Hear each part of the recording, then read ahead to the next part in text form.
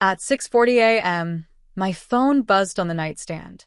I picked it up, expecting a cheerful photo of my 8-year-old son, Toby, boarding the shuttle to Port Canaveral. Instead, all I heard was quiet, ragged breathing. "Mom," he whispered, his voice trembling so hard I could barely understand him. "They're gone. The lights are off, the cars aren't in the driveway, and my suitcase is still sitting by the front door." My blood turned to ice. My stepsister, Kendra, had spent 6 months promising Toby the vacation of a lifetime alongside her own 2 kids. I had given her $1,200 for his share of the cabin and trusted her completely. But when I checked the extended family group chat 10 minutes later, I found a photo Kendra posted from the terminal, one she had tried to block me from seeing. In that moment, the panic turned into cold, calculated resolve. My name is Claire. I'm 34 years old, a single mother, and a corporate event planner in Tampa. My entire career is built on logistics, schedules, and double-checking every single line item. If there's one thing I understand, it's contracts and promises. But when it came to family, I made the mistake of letting my guard down. My stepsister, Kendra, lived in a completely different world. She was the kind of person who treated life like a 24/7 photo shoot, obsessed with maintaining the image of the wealthy, effortless supermom. 6 months ago, at our family Sunday dinner, she stood up with a grand announcement. She was taking her 2 daughters on a 5-night Disney cruise to the Bahamas. Then, with everyone watching and her phone camera rolling, she turned toward my 8-year-old son, Toby. "We can't leave our favorite nephew behind, can we?" she cooed, handing him a brochure. "Toby's coming with us. My treat for the memories." Toby's eyes lit up like it was Christmas morning. But later that night, the performance dropped. Kendra pulled me aside and explained that while she was covering the bulk of the trip, she needed $1,200 to lock in Toby's spot in their adjoining family stateroom. It was a massive stretch on my budget, but Toby had been through a rough year after his father walked out. I took on weekend catering shifts, cut our grocery bills down to the bare essentials, and wired her the full amount within 3 weeks. The night before the cruise, I drove Toby to Kendra's house so he could ride with them in the morning. His little suitcase was packed with brand new swim trunks and custom Mickey ears he'd saved his own allowance to buy. When I asked Kendra for Toby's digital boarding pass and emergency contact forms, she waved her hand dismissively. "The cruise app is glitching, Claire. Stop being such a helicopter mom.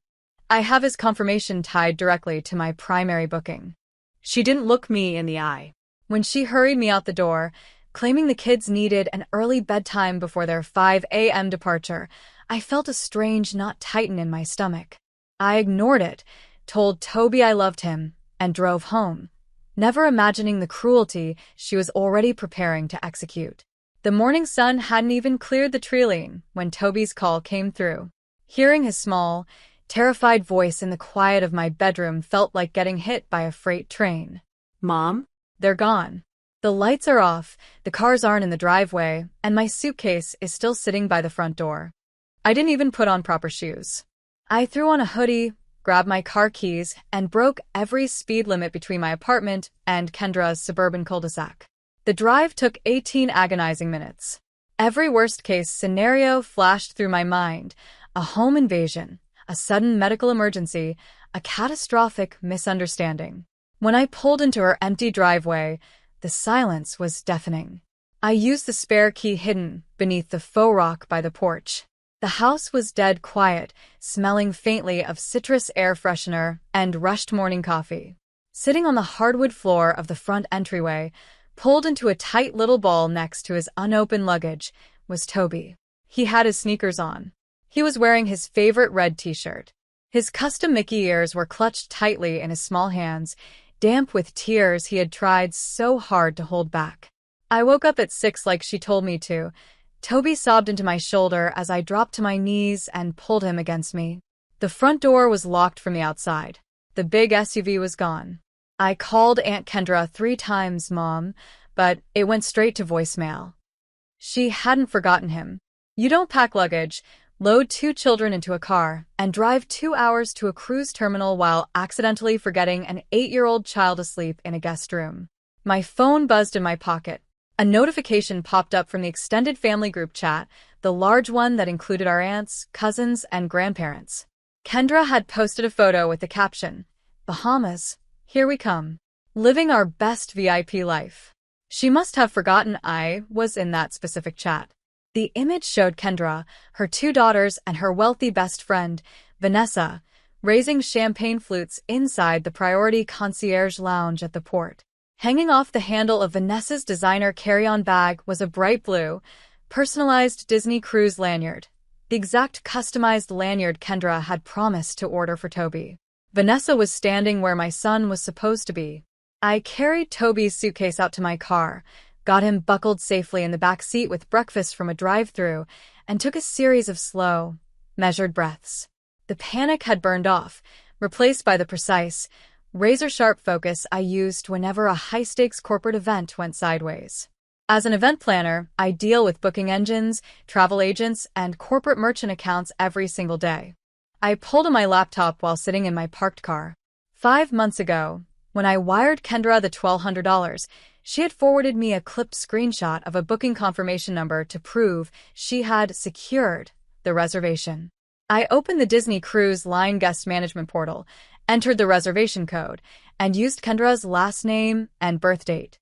I opened Facebook and our extended family group on WhatsApp. I wrote no dramatic insults, no angry paragraphs, and no emotional pleas. I simply posted a clean, factual timeline, the bank receipt showing my $1,200 payment for Toby's cruise ticket, the screenshot of the modification log showing the money redirected to a luxury suite upgrade for Vanessa, the photo of Toby sitting alone on the floor with his Mickey ears, and the terminal picture of Vanessa wearing his personalized lanyard. I captioned it with one single sentence. To the family asking why Toby isn't sharing cruise photos, this is where his ticket money actually went. The reaction was instantaneous. My phone erupted with dozens of notifications. Aunts, uncles, cousins, and family friends began blowing up the comments with pure outrage. Even my stepmother's relatives demanded an immediate explanation, horrified that an 8-year-old had been locked in a house alone while Kendra sipped champagne. At 3:15 p.m., just as the ship cleared Florida waters and hit international territory, Kendra must have purchased the premium onboard Wi-Fi package. My phone started buzzing violently. It was 3 missed calls from Kendra, followed by a barrage of frantic text messages. "Claire, pick up right now. What the hell did you post? Everyone in the family is calling Mom crying. Guest services just called Vanessa and me down to the purser's desk and froze our onboard accounts. Delete the post right now. You are ruining my life." I looked at the screen, watched the 3 typing dots dance and disappear, and typed a forward response. "Enjoy your suite, Kendra." Then I turned my phone on silent. The 5 days Kendra spent at sea were completely ruined.